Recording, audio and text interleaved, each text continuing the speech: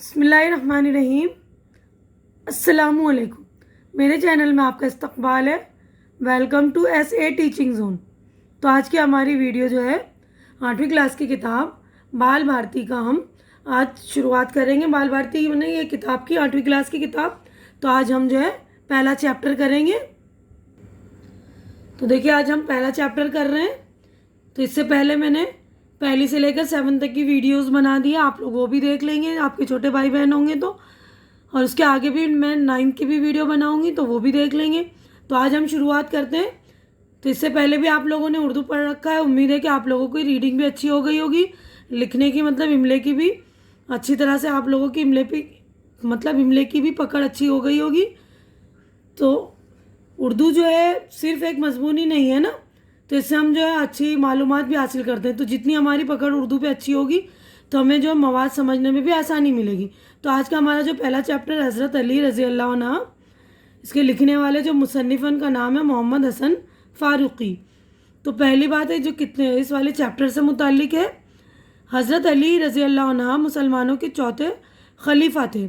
حضور صلی اللہ علیہ وسلم کی دعوت دین کو پہل قبول کرنے والوں میں ان کا شمار ہوتا ہے، یعنی بچوں میں سب سے پہلے جو انہوں نے اسلام قبول کرنے والے میں حضرت علی کا ہی شمار ہوتا ہے۔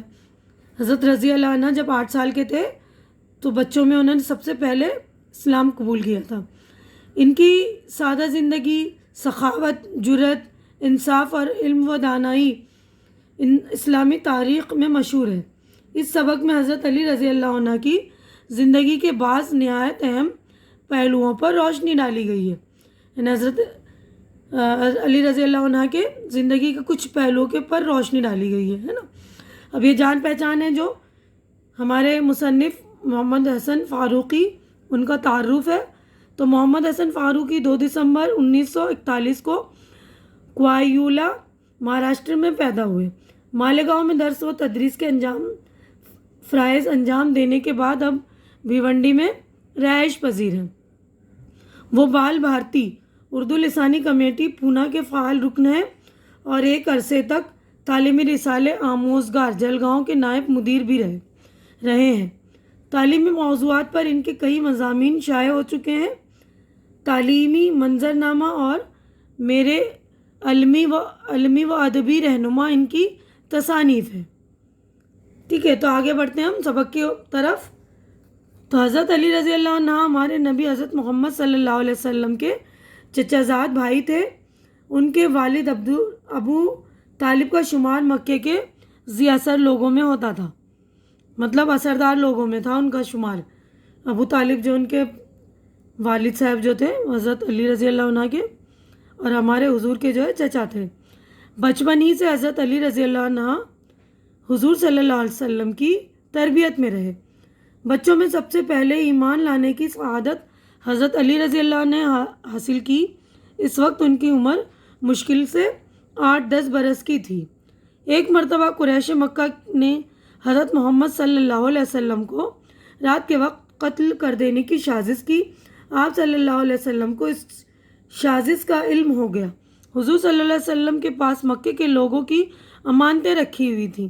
امانتیں ہیں نا، چیزیں ہوتی ہیں نا جو لوگ رکھوا جاتے ہیں کہ آپ سنبھال کے رکھیے، ہے نا، قیمتی چیزیں ہوتی ہیں، پیسے ہوتے ہیں، تو ان کو ہی کہتے ہیں امانتیں۔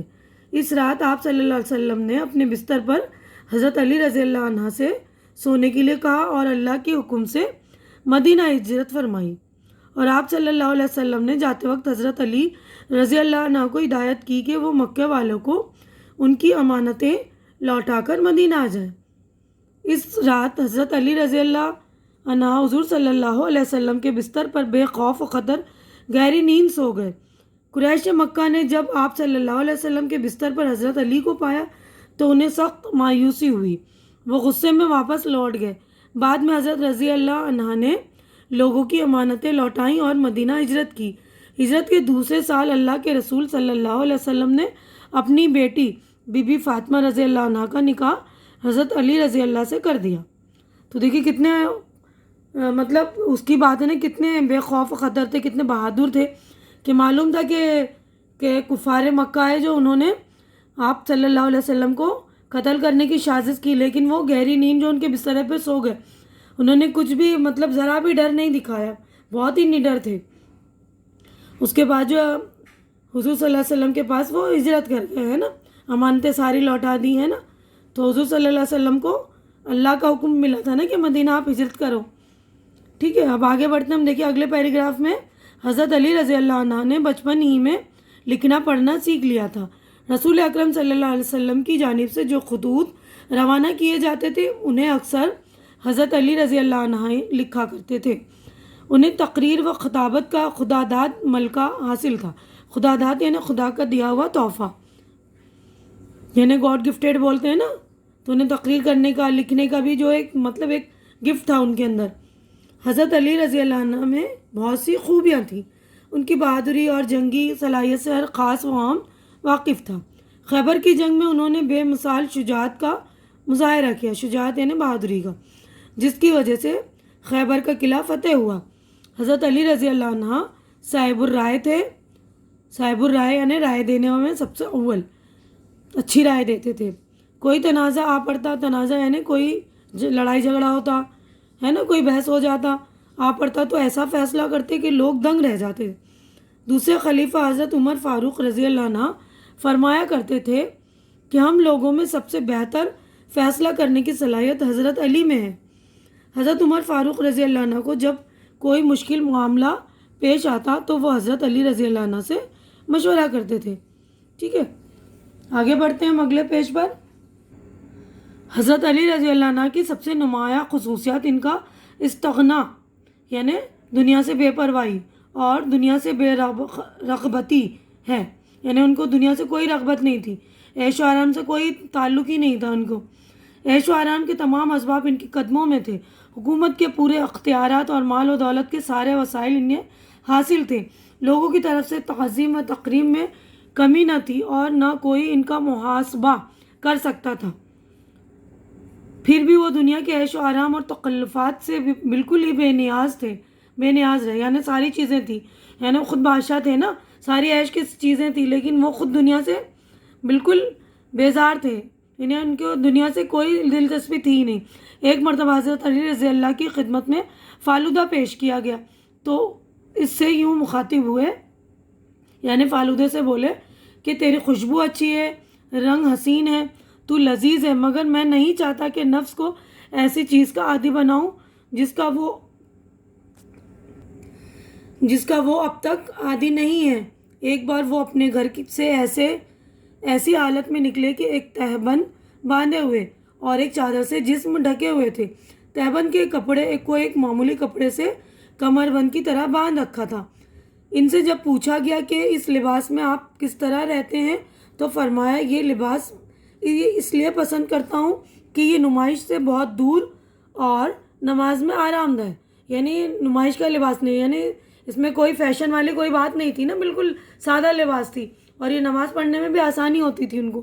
حضرت علی نے حضرت عثمان رضی اللہ کی شہادت کے بعد مسند خلافت سنبھالی، ان کا بیشتر وقت خلافت کے کاموں میں صرف ہوتا تھا، یعنی گزرتا تھا۔ وہ نماز میں لوگوں کی امامت کرتے، انہیں دین کی باتیں سمجھاتے، ان کی خیریت دریافت کرتے، ان کے کاروبار کے بارے میں پوچھتے، بازاروں کا گشت لگاتے یعنی چکر لگاتے اور خرید و فروخت کرنے والوں کی نگرانی کرتے۔ اس زمانے میں خلیفہ اپنے زیر نگی علاقوں کے لیے عامل مقرر کرتے تھے، عامل یعنی جو کہ دیکھ بھال کرتا تھا، نگرانی رکھتا تھا چیزوں پر کہ لوگوں کے ساتھ کوئی بدتمیزی تو نہیں کر رہا ہے نا۔ بحیثیت خلیفہ حضرت علی رضی اللہ ان کی کارروائیوں پر کڑی نظر رکھتے تھے، کبھی کبھی معائنہ کرنے والوں کو اچانک بھیجتے کہ وہ جا کر دیکھیں کہ عوام کے ساتھ عمال کا سلوک کیسا ہے اور ان کے بارے میں عوام کی کیا رائے ہے۔ حضرت علی نے اپنی خلافت کے زمانے میں بیت المال کی امانت داری کا پورا حق ادا کیا۔ بیت المال یعنی جمع کیا ہوا جو خزانہ ہوتا ہے نا بادشاہ اور جو خلیفہ ہوتے ہیں ان کے پاس، تو امانت داری یعنی پوری ایمانداری داری انہوں نے برتی۔ بیت المال میں جتنا مال آتا تھا سب تقسیم کر دیتے، وہ تقسیم میں اپنے کسی رشتہ دار یا عزیز کو کبھی ترجیح نہیں دیتے تھے۔ ترجیح دینا یعنی اولیت دینا، فوقیت دینا ہے نا، کہ سب سے پہلے ہم بولتے ہیں نا کسی ہم اپنے رشتہ دار کو دے دیں گے، یا اچھی چیز آتی ہے تو ہم بولتے ہیں چلو اس کو دے دو، تو وہ کبھی اپنے رشتہ دار کو ترجیح نہیں دیتے تھے۔ اکثر بیت المال کا تمام اندوختہ تقسیم کر کے وہ 2 رکعت نماز ادا کرتے، یعنی سارے چیزیں تقسیم کرنے کے بعد وہ جو ہے 2 رکعت نماز شکرانہ پڑھتے تھے۔ حضرت علی نہایت سخی تھے، کبھی کوئی سائل ان کے دروازے سے مایوس نہ لوٹتا، وہ خود بھوکے رہ جاتے لیکن کسی بھوکے کو اپنے دروازے سے خالی ہاتھ نہ جانے دیتے تھے۔ بڑی سادہ زندگی گزارتے تھے، کپڑے پھٹ جاتے تو خود سی لیتے، جوتی پھٹ جاتی تو اس کی مرمت کر لیتے۔ اس کے گھر میں کوئی خادمہ نہیں تھی، بی بی فاطمہ رضی اللہ گھر کا سارا کام اپنے ہاتھوں سے انجام دیتی تھی۔ خلافت کے زمانے میں بھی حضرت علی رضی اللہ عنہ کی سادگی میں کوئی فرق نہ آیا۔ مسلمانوں کا جلیل القدر خلیفہ ایک عام آدمی کی طرح زندگی بسر کرتا تھا۔ حضرت علی رضی اللہ عنہ کی احتیاط کا یہ عالم تھا کہ جب کوئی چیز خریدنی ہوتی تو بازار میں ایسے دکاندار کو تلاش کرتے جو انہیں پہچانتا نہ ہو اور اسی سے سودا لیتے۔ انہیں یہ بات پسند نہ تھی کہ کوئی دکاندار ان کے امیر المومنین ہونے کی وجہ سے سودے میں انہیں رعایت دے، یعنی چیزیں خریدتے تو جو ان کو پہچانتا نہ اس سے خریدتے، تاکہ کوئی وہ ان کی مطلب درجے کی وجہ سے، ان کے رتبے کی وجہ سے ان کے ساتھ کوئی رعایت نہ برتے ہیں نا۔ ایک دفعہ کپڑا خریدنے نکلے، ان کا غلام کمبر ساتھ تھا، نام ہے غلام کا۔ انہوں نے 2 موٹی موٹی چادریں خریدی، پھر کمبر سے کہنے لگے ان میں سے جو تمہیں پسند ہو لے لو۔ ایک چادر اس نے لے لی اور دوسری حضرت علی رضی اللہ نے اوڑھ لی۔ خلیفہ کا اپنے غلام کے ساتھ یہ اس نے سلوک دیکھ کر لوگ دنگ رہ گئے۔ ایک دفعہ حضرت علی رضی اللہ عنہ کی کھوئی ہوئی زرہ ایک یہودی کو مل گئی، وہ زرہ کو اپنی ملکیت بتانے لگا، یعنی وہ کہنے لگا کہ یہ میری ہے۔ حضرت علی کو زرہ واپس کرنے سے اس نے انکار کر دیا۔ خلیفہ ہونے کے باوجود حضرت علی مدعی بن کر خود قاضی شریعت کی عدالت میں حاضر ہوئے اور اپنی گواہی میں اپنے فرزند حضرت حسن اور اپنے غلام کمبر کو پیش کیا۔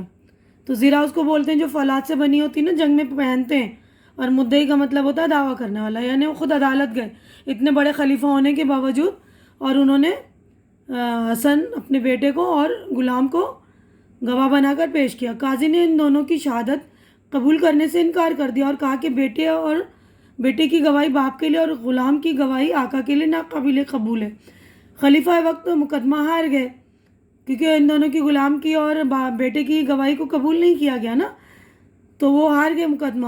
اس بے مثال انصاف کا یہودی کے دل پر بہت اثر ہوا، اس کو اپنے کیے پر سخت شرمندگی ہوئی۔ عدالت سے باہر نکل کر اس نے کہا آپ کی صداقت میں کوئی شک نہیں، صداقت یعنی سچائی میں، یہ زرہ آپ ہی کی ہے، اور زرہ حضرت علی رضی اللہ عنہ کو لوٹا دی۔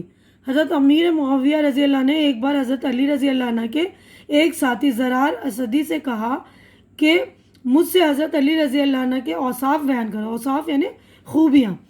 تو انہوں نے انتہائی جامع انداز میں حضرت علی رضی اللہ عنہ کی خوبیاں بیان کرتے ہوئے کہا، جامع انداز میں یعنی مکمل طور پر، یعنی بھرپور انداز میں، مطلب ایک دم سخت انداز میں کہا کہ وہ بہت بلند حوصلہ اور نہایت قوی تھے، فیصلہ کن بات کہتے تھے، ان کے انصاف سے ہر کوئی مطمئن ہو جاتا، وہ علم کا چشمہ تھے، بہت زیادہ غور و فکر کرنے والے تھے، معمولی لباس اور سادہ کھانا پسند کرتے تھے، وہ ہم میں بالکل ہماری طرح رہتے تھے، اہل دین کی عزت کرتے اور غریبوں کو عزیز رکھتے تھے۔ یہ سن کر امیر معاویہ رو پڑے اور فرمایا خدا کی قسم وہ ایسے ہی تھے۔ ایک دن حضرت علی رضی اللہ عنہ فجر کی نماز کے لیے مسجد میں داخل ہو رہے تھے کہ ایک شقی القلب یعنی کہ ظالم شخص عبد الرحمن بن ملجم نے زہر میں بجھی ہوئی تلوار سے وار کر کے انہیں زخمی کر دیا۔ زہر میں بجھی ہوئی تلوار سے وار کر کے ان کو زخمی کر دیا۔ اس زخم سے حضرت علی جاں بر نہ ہو سکے، یعنی زندہ نہیں بچ سکے، اور 21 رمضان المبارک 40 ہجری کو 63 سال کی عمر میں انہوں نے شہادت پائی۔ تو یہیں پہ ہماری جو ہے مطلب سبق ہو گئی ہے کمپلیٹ۔ یہیں پہ میں اپنی ویڈیو بھی مکمل کر رہی ہوں۔ ہم معنی و اشارات اور سارے مشق جو ہے اگلی ویڈیو میں کریں گے، کیونکہ ویڈیو ہو گئی ہے لمبی۔ امید کرتی ہوں کہ آپ کو میری یہ ویڈیو اچھی لگ رہی ہوگی۔ اچھی لگ رہی ہے تو لائک کیجئے، شیئر کیجئے، کمنٹ کریے، اور میرے چینل کو سبسکرائب کر کے میری حوصلہ افزائی کیجئے۔ ہماری اگلی ملاقات اگلی ویڈیو میں ہوگی جب ہم مشق وغیرہ کریں گے۔ تب تک آپ لوگ اپنا خیال رکھیے، مجھے دعاؤں میں یاد رکھیے۔ اللہ حافظ۔